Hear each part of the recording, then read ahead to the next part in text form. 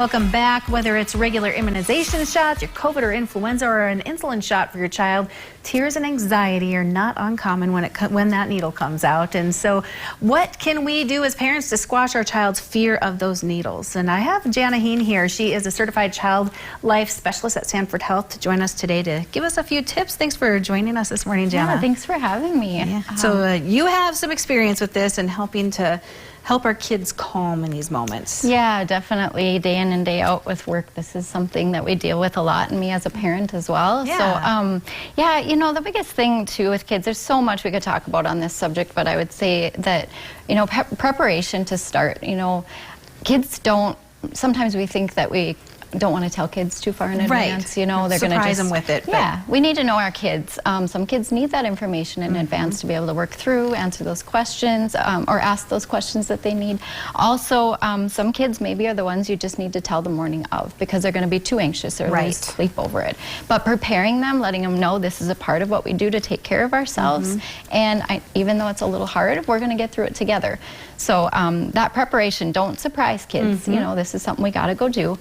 I would say the other thing is, you know, as far as going in, like, to the actual immunization itself, you know, coming up with a plan ahead of time of what can you bring with, what can we do while we're there, working with the nurse to talk about what is best for your child. If they're a child who really needs to stay near you, how can we do this where they can stay comforted right in my lap?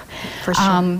What are some choices we can offer them too? That's another thing. Big on choices. Kids can't have a choice of whether to get the shot or not, but maybe where to get the shot.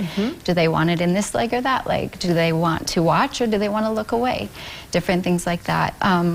So the other thing is distraction. You know, some kiddos, especially little ones, bringing out those distraction tools are big. And then pain control too. That's something that you can also talk to about your with your healthcare provider ahead of time to see if there's anything that they can do if your child is really fearful of the actual pain of the immunization. Is there anything that they can do to help out with that? Right. And I would just say too, also in the end, you know, we all need rewards for things that we that are hard, you know. So reward kids, praise them for doing a really good job after they're all done. My teenagers to this day make me take them to go get that ice cream after.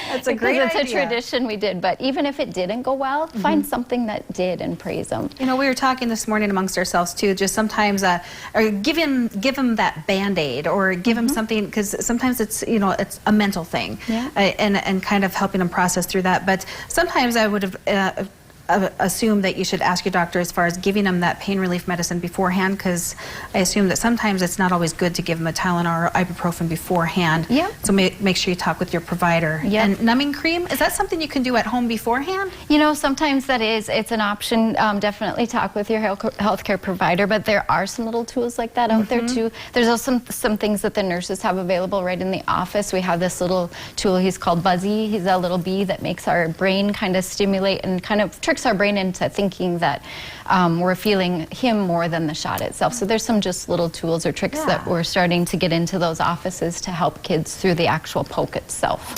So they don't have to be so. So yeah, definitely talk, and then always our staff is always available too to answer questions as well. So perfect. Some great advice. Thank you so much, Jana, for joining us this morning and sharing that. Thank you.